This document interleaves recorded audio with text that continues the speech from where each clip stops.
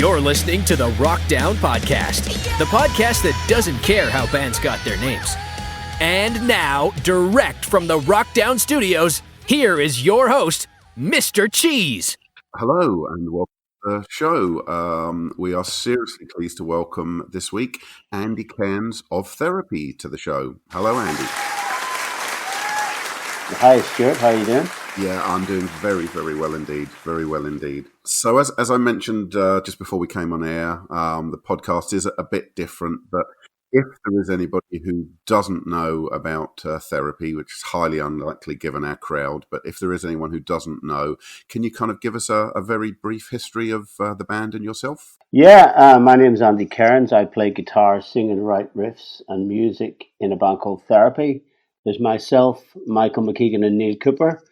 We originally started in 1989 in County Antrim in Northern Ireland, and we were signed to Ouija Records, a subsidiary of Rough Trade Records. We went to a few major labels. We changed to a four-piece in about 1997, and we returned to a three-piece again. And the current lineup is got Neil Cooper on the drums, myself on guitar, Michael McKeegan on bass guitar.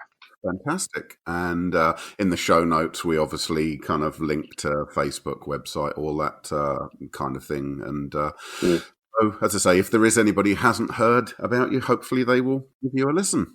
Good. So we will start in with the very obtuse range of questions that we have. Yeah. The first one is, do you believe in reincarnation? I would like to, but I'm highly dubious of it.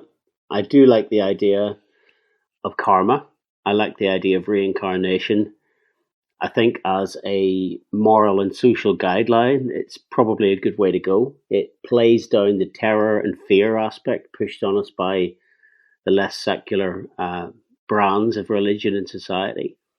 But I'm afraid I don't really believe in it. If there was one, I would. If I was agnostic, I would tend towards that. Yeah, my wife is 100% convinced it does happen. I'm the same camp as you.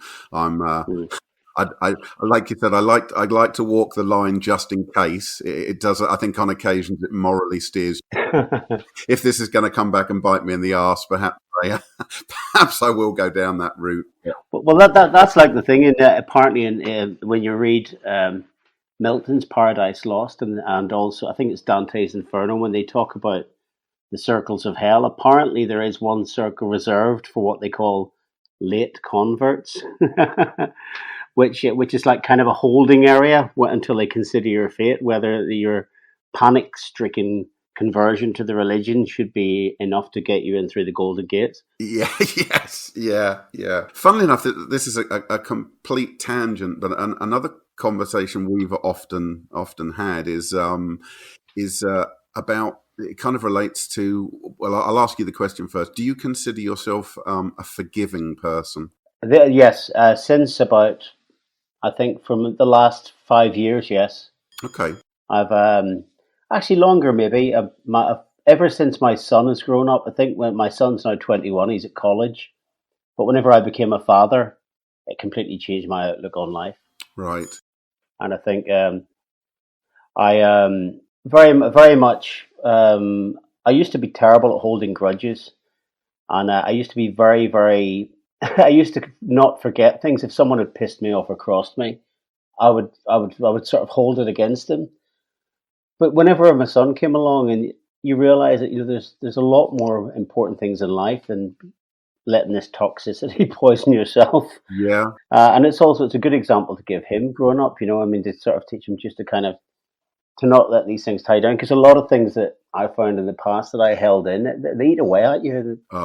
They poison you and they poison your thought. And you become like Golem out of Lord of the Rings. You become this twisted little thing that just won't let go of things that are, in the great scheme of things, very unimportant. Yeah. I agree totally. It's funny, and the reason this came up, I'd say my wife and I, again, we've been together 27 years, but it's amazing. We're very similar. We have often come to the same conclusion, but from very different kind of points. And and it's like on the I funnily enough, I'm kind of not a forgiving person, but it also ties in with what you said.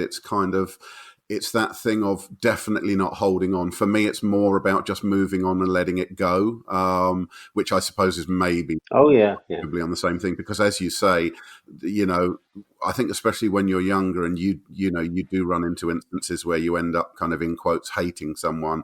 There is only one person who suffers at the end of the day, and it's absolutely not them. Yeah, that's true. Yeah. So right. Now, this hopefully at the end of the interview will make sense. So I'm going to ask you something very, very strange, like the rest of it isn't. But this is just a straightforward red or black. Red or black? Yeah. Black. Okay. As I say, I hope this will either go horrifically wrong. This is the first and last time I'm ever going to try this. So it'll either go horrifically wrong or. So what's the quickest way to Andy Cairns' heart? Civility and politeness. So if I'm really old-fashioned the way I was brought up with my parents. My parents were very civil. So if someone comes up to me and goes, are we allowed to use any kind of language on this program, or is it censored? Pretty much, as long as you don't call the host a cunt, we can get away with anything. Okay.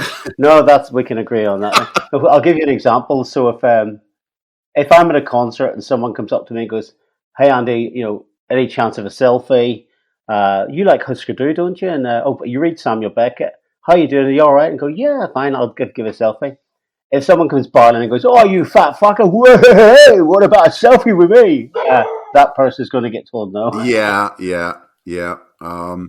I think it's like anything else. If if I'm taking the car to the garage, if I'm out walking the dog and there's a feces related incident, in the park or anything like that.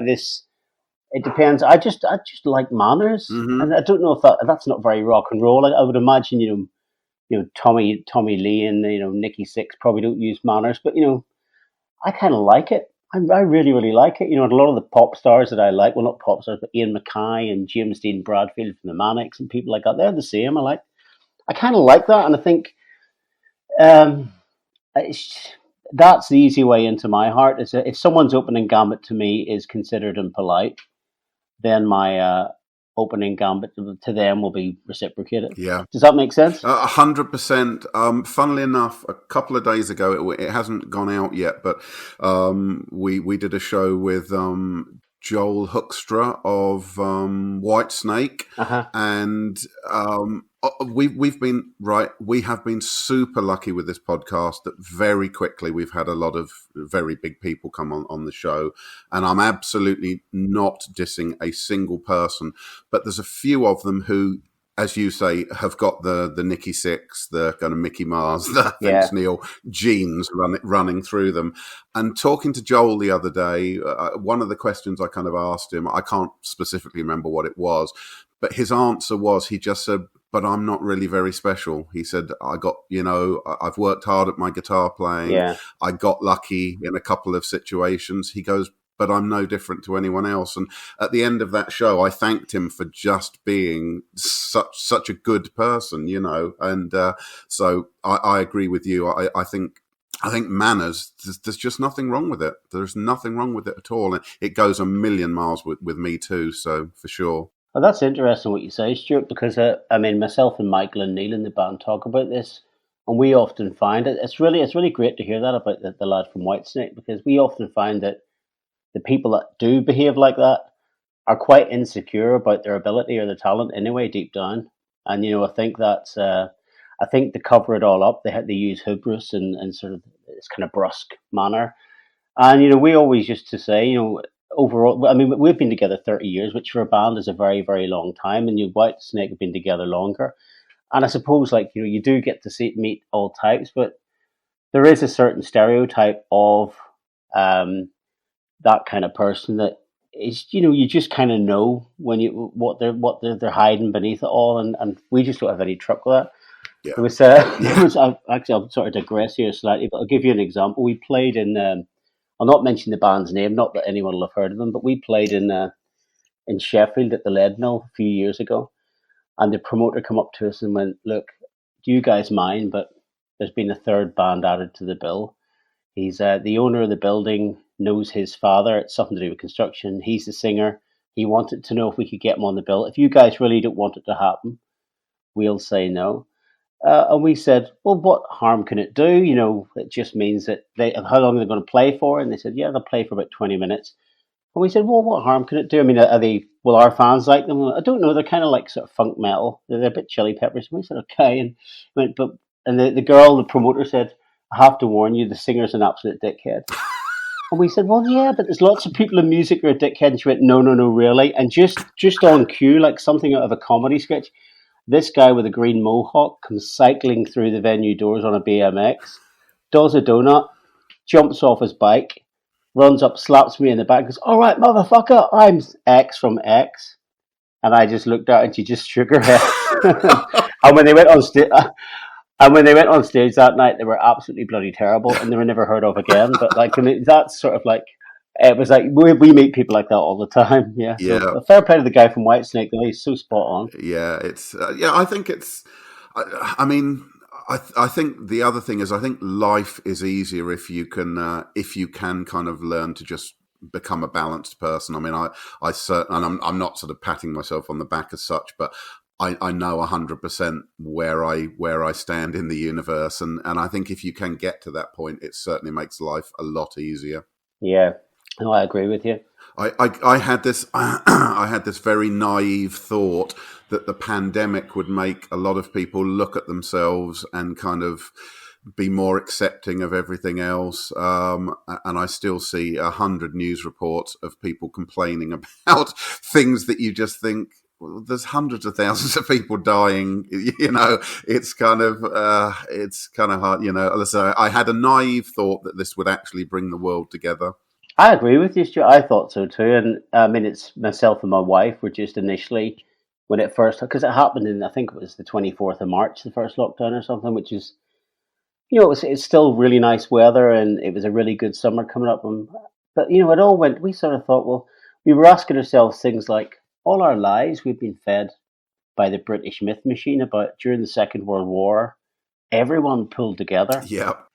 And I sort of thought, well, if they could get the whole population of the UK to switch off their lights simultaneously so that the Germans couldn't find where to bomb, surely to God they could ask a handful of people to wear some masks when they're out at the supermarket. It's not to build just the whole foundation of your culture on keep calm and carry on. Yeah. It's a bit disingenuous. I don't know. I mean, it's in the title itself. It's a pandemic. It's not an outbreak of really severe flu or a case of regional pneumonia. It's a pandemic. And I suppose the thing really that still blows my mind when I think about it is that, I'm sitting here talking to you, Stuart, and if I go out to the supermarket, I have to put mask and gloves on. But somebody in Peru, somebody in New Zealand, somebody in Arkansas has to do exactly the same thing. Yeah. And that's the one thing I still find incredible. It's not just a small corner of this island. It's been made disadvantaged for a little while. It's everybody in the world has to go through the same thing. And I haven't seen my parents for 2 years because I was meant to go and see them in the summer and we couldn't fly. They still live in Northern Ireland. Right. And I haven't had a chance. So when it gets to, I think, April the 18th this year, I won't have physically seen them for 2 years. Yeah, it is a big thing, isn't it? And as you say, and everybody is in that same situation. I was actually just thinking about what you said about the kind of the blitz and all that sort of thing. The ironic thing now is if there was a world war and everybody turned their lights out, the enemy would simply bomb all the lights from everybody's iPhones. So I think that would yeah. That's such a good point. Yeah. Yeah. So again, a complete. Hang on. We'll get back to the thing that may not work. Negative thoughts suck. I mean, that's the whole reason I created Cope Notes in the first place, to train your brain to think healthier ones. With just one text a day, you can learn to combat stress, loneliness, anxiety, depression, and more. Cope Notes combines peer support, digital journaling, and positive psychology to improve mental and emotional health.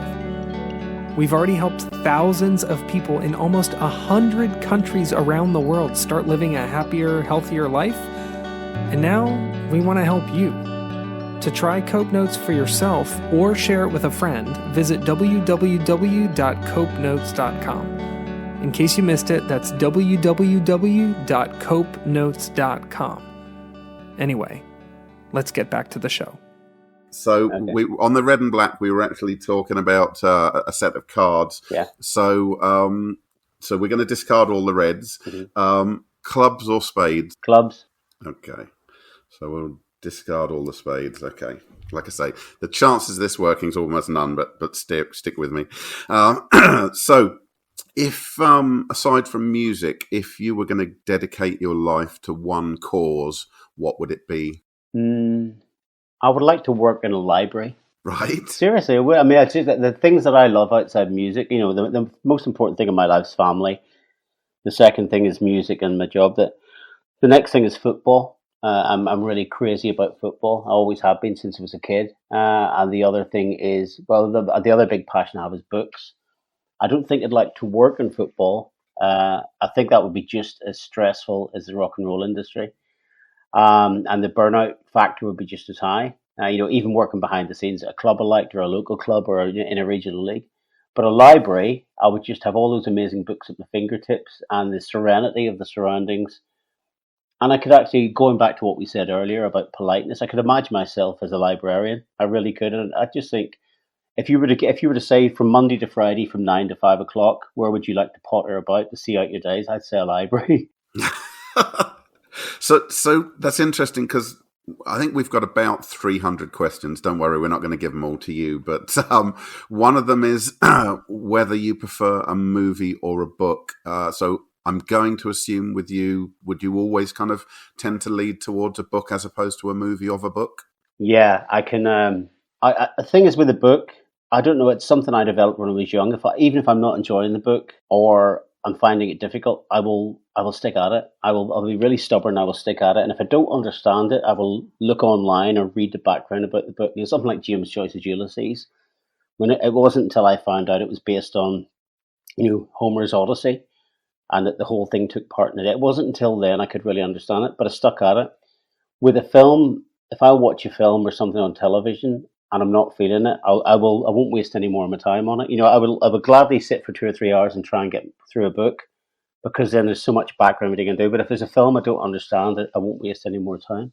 That's really fascinating, because my assumption would be with most people, as you've kind of alluded to there, you'd kind of think, well, if it's only a couple of hours, I'll get through it anyway. Whereas if it's a book and you're kind of struggling with it, you think, geez, there's another 450 pages to go, you know.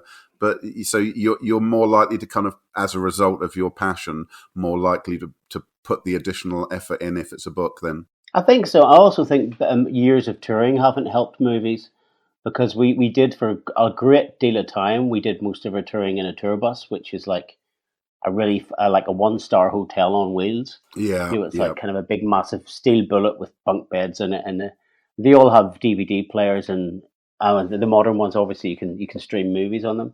Yeah. But I suppose we're a very democratic band, and we treat our crew democratically too. And I suppose, you know, we would all go on tour and we'd have a long drive somewhere in Norway, and we'd say, shall we watch Lahane? You know, shall we watch Citizen Kane? I've got a Hitchcock box set, and there'd be myself and Michael, and everyone else would want to watch the latest Wesley Snipes blockbuster. Yeah. And I suppose that's at that point in time, you know, there's only so many times you can sit through, you know, Vin Diesel and stuff like that before you actually do learn to get up. It doesn't make you a bad person if you get up and walk out of the cinema, put it that way. No, I totally get what you're saying, because funnily enough, obviously this was a very different Christmas, I think, for most people. Over Christmas, I actually, for the first time ever, I watched It's a Wonderful Life. Yeah. And that was one of those films. Did you enjoy it? I loved it. I absolutely loved it.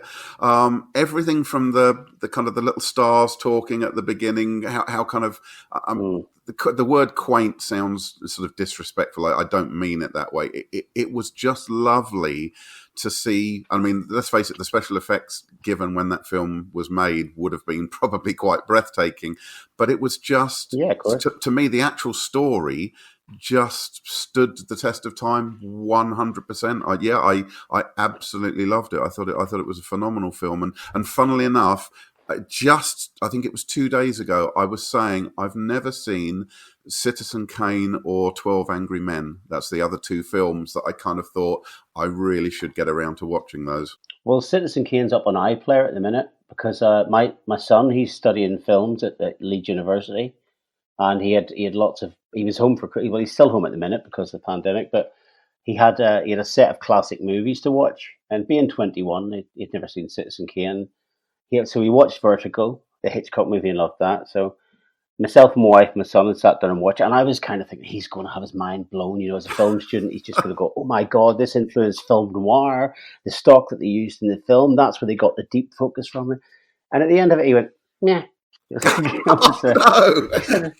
Yeah, I thought it was like, yeah, it wasn't. It was like, okay, right, that's it. I thought he'd have his mind blown. He could see where for its time it was really incredible, but it's worthwhile watching. It's on iPlayer at the minute, and it's I'll be honest, I dreaded watching it for years because everyone always said it's the best movie ever made. And Orson Welles, I can take or leave at the best of times, but it is worthwhile watching. I think everybody should watch it if they get a chance. Oh, okay. Well, I absolutely promise you, I will 100% watch it in the next couple of weeks. In that case, Yeah, and also I'll tell you, you'll be thinking it's fact in the light of Donald Trump and Donald Trump's demise.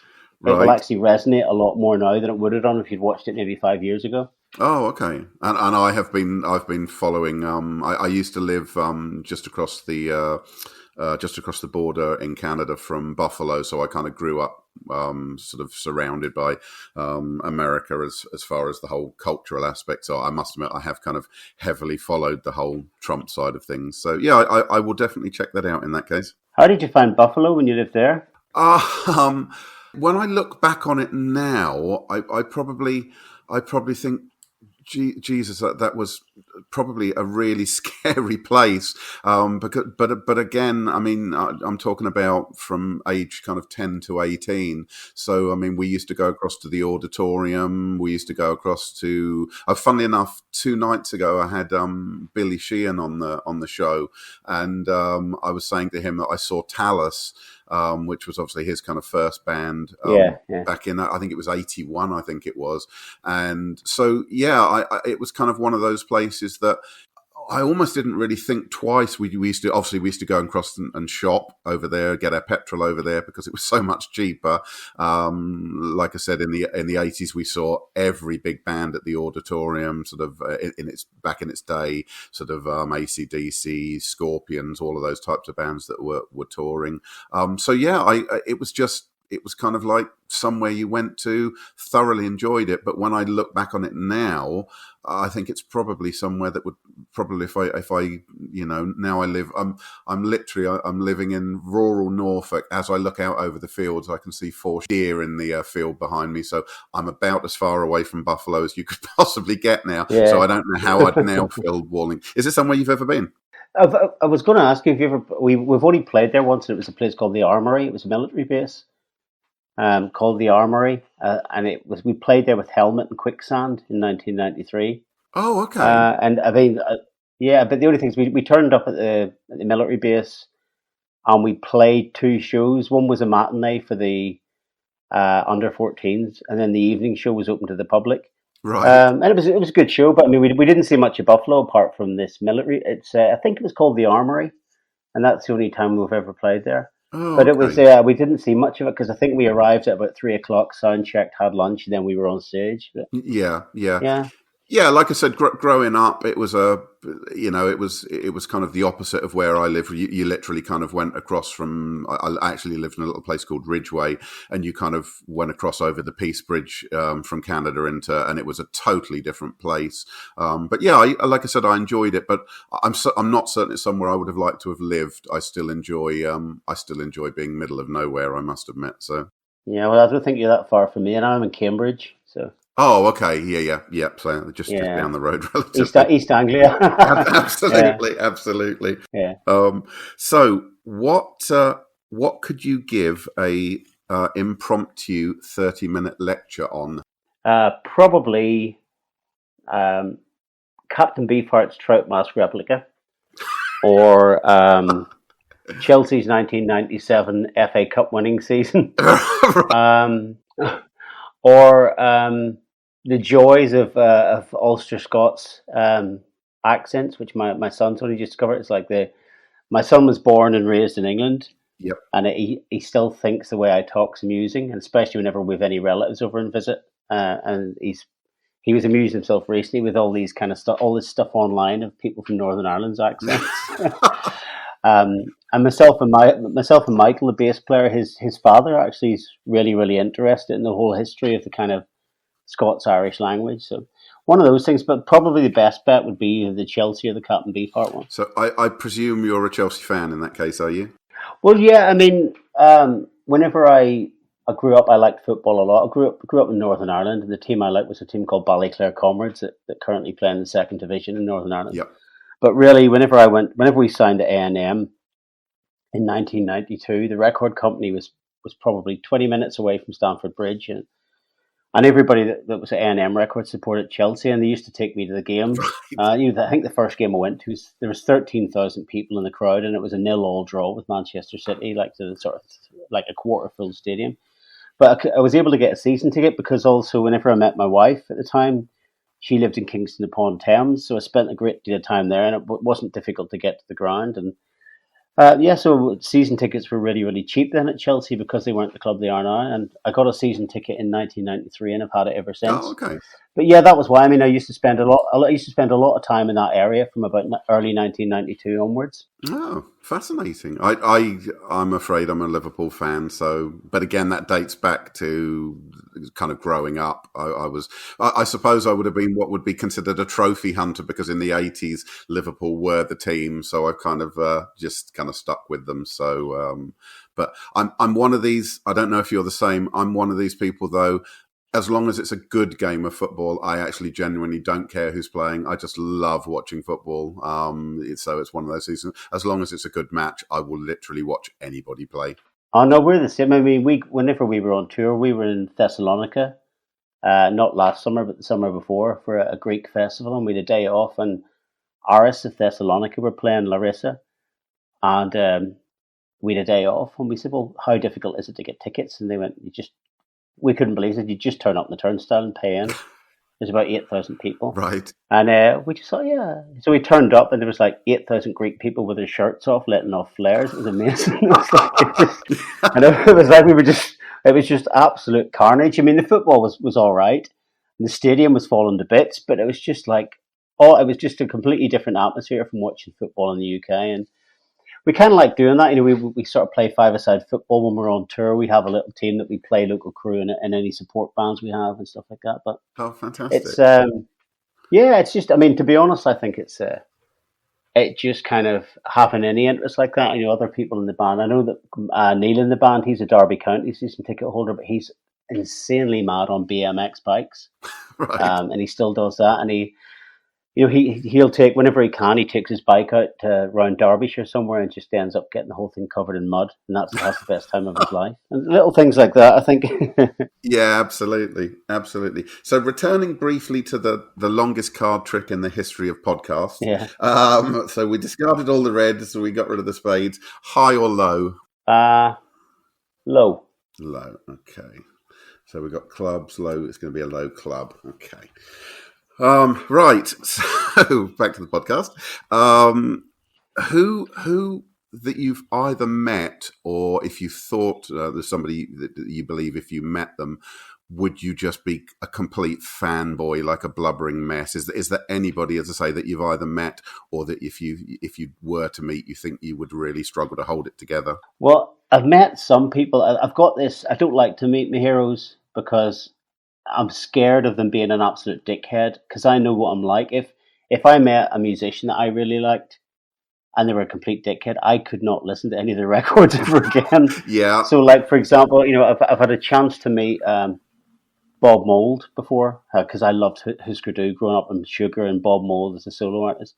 And on several occasions, I've been at gigs or I've been at a festival, and I've sort of thought, I can't, because he's meant to be a really nice guy, but his music meant so much to me growing up. I think some people like also, I like electronic music. So somebody like the artist Burial that's on Hyperdub, he's very, very low key and he keeps himself anonymous most of the time. Right. I wouldn't like to meet him. Samuel Beckett, he's dead now, but he was notoriously difficult, and he's my favorite writer of all time. Yep. And by all accounts, he could be moody and he could be quite truculent with people as well. So I would have avoided meeting him. I've been lucky enough to meet Frank Lampard. And that was because I won a competition at the club. I was like a little child. I entered a competition to meet the team before a Champions League game, and I won. So I was standing outside the ground with all these kind of teenagers, kids, really excited. But I was like, Oh, wow. It was like Will Ferrell in Elf. I was kind of sitting, jumping up and down with the players.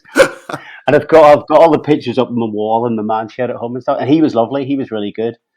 But yeah, no, I try and avoid it. I've heard reports of people meeting. Friends of mine and people in the band meeting people that are famous or people who they worship growing up, and they can be quite withering. And that's I think sometimes whenever we do festivals, you sometimes meet flavor of the month indie bands, Right. and they can be just so horrible, just so horrible. Not to us, but to people that are bringing.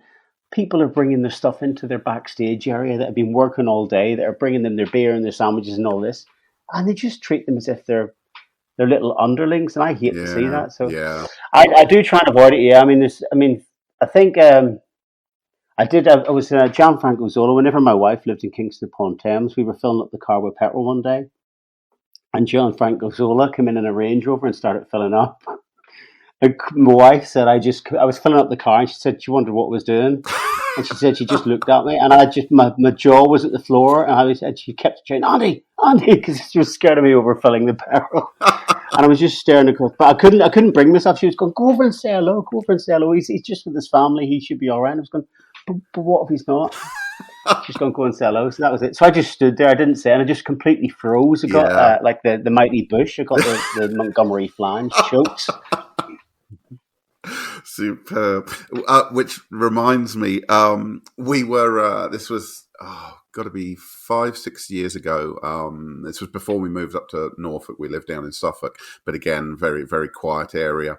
And there's an old abandoned airfield behind us that we used to, we had some huskies, so we used to walk them around there. And we started running into this gentleman who had a golden retriever and called Lester, funnily enough, and he used to walk it every day, and we would meet up with him and just say hello and stuff. And my wife one day, she said, I've got to say this, she said, if you ever wanted to make money, you could become a Jimmy Greaves lookalike. And he just he just said, well, yeah, I am Jimmy Greaves, right? So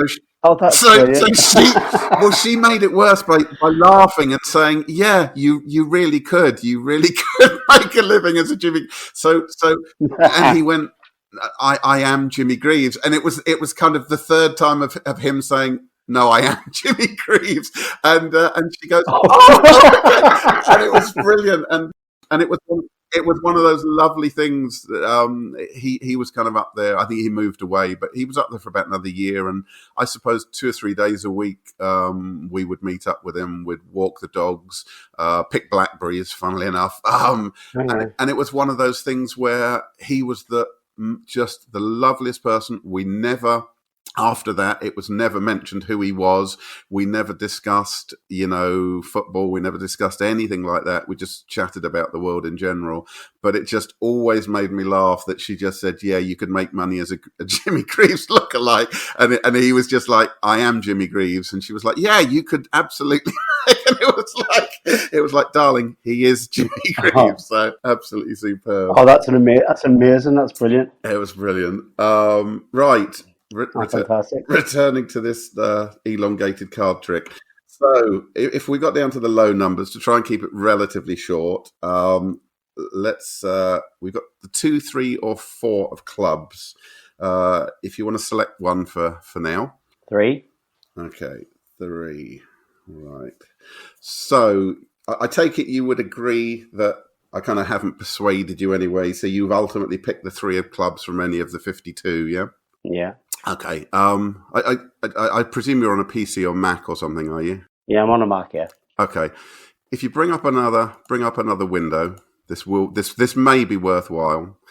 If you bring up a window and just type in RockDown podcast, it's literally as it sounds. It's all just one thing. It's rockdownpodcast.com. Yeah. And have you got our website, our podcast there? And Andy Cairns to Therapy. Is this your card? Yeah. Yeah. So if you click on that. Yeah. And it's 3. Wow. I'm never going to try it again. You can actually see I posted that. That's brilliant. I posted that at 4:37 yesterday afternoon. I'm going to leave a reply. and it's I also posted it on Facebook as well, just so nobody could say, "Hang on, he went in and changed the card," or whatever. No, that's great. Yeah. That's brilliant. I'm never going to do well that done, again. Fantastic. Right, got a couple more questions. So, if you were arrested, what would the rest of the band assume you had done? Well, these days, I think they'd probably assume it was over losing my temper about something. Right. Because I can get, whenever we're on tour, it goes back to what we said about, if this had been, say, 20 years ago, it would have been over possession of narcotics. Right. But being as it is these days, it would have been over some incident where someone would have been rude to me. Right. We could all be shopping for guitar strings or something like that, and somebody will have done a withering remark, and I'll have gone back, and the whole thing will have escalated. And I think that's probably what, it's like. Oh, you don't want to sell me these strings? Well, maybe I don't want to buy this guitar, says Andy as he knocks over a whole rack of £1,000 guitars. You know what I mean? Whilst calling the guy on. That's kind of what they'd presume. I don't think they'd, not these days, they'd certainly not presume it was drug or alcohol related. Right. But they would presume it was something with me. With me losing my temper or getting wound up about something. Yeah. Okay. That's reasonable. That does sound reasonable, and that's definitely again, that's my wife. She's the most spiritual person I have ever met. She is the love of my life. She's my hero. But man, just on occasions, just on occasions. And that probably makes it all the more shocking if it's only on occasion. Yes, it absolutely does. It absolutely does. So our final question is our only question that we ask of everybody. When Andy Cairns is no more, and we've decided there's probably a pretty good chance you're not coming back, or that, but when you're just a memory, how would you like the world to remember you? I'm quite happy not being remembered, to be honest. Right. If it was a member of my family, I'd like them to think he was a good dad and husband. Yep. But as regards for the general public, I think the world's a lot bigger than that. I think I've never thought about this now. I mean, there's millions of musicians in the world. There's a few million people from County Antrim and a few million people from Northern Ireland. But I'd like my family to remember me as a good dad and a good husband. But apart from that, I'm not really fussed, and I'm not being disingenuous. I mean that. No, that's fair enough. And that, again, throughout the whole of this chat, it's come across very much as the whole kind of, A, that you're very grounded, but B, that I think, as I said, that I like to think I have, you've obviously found your place in the universe and you're quite happy with it. Yeah, I think life, if you're born in the West and you've got your abilities and you're lucky enough to be born from a relatively non-disadvantaged state, life's only really as difficult as you make it, because there are a lot of people out there that don't have the chances I've had in life. So, and there's a lot of people where every single day from the moment they open their eyes, it's a struggle. So, I don't think I've got any place in this world complaining about stuff. Having said that, if there's some guitar shop incident, then, I might have to renege on that. Yeah, well, I mean, sort of wars, poverty, all those sorts of things are all relative. If the Ernie balls have to go flying, they have to go flying. Well, it's been an absolute pleasure. Thank you so much for coming on the show. We really do appreciate your time. No, thanks very much for having us on, Stuart. I really appreciate this. I've loved doing this. It's been really good fun. So good luck with the rest of the shows too. And I hope you enjoy living up in Norfolk. It's a lovely part of the country. It's beautiful. Yeah, it's just heaven. There's literally not a day goes past that we don't just say how incredible. And as you say, we're the same situation. We've been born into a situation where, touch wood, things have gone well, and compared with what a lot of people have got, no complaints from sunny Norfolk. Oh, good man. So, I hope you enjoyed the show. If you have, please do consider subscribing and also leaving us a review, as it does help greatly with the rankings. Also, if you have suggestions for future guests, please reach out to us on Facebook, Instagram, X, etc. We would love to hear your ideas, and we would love to hear from you. Thanks very much.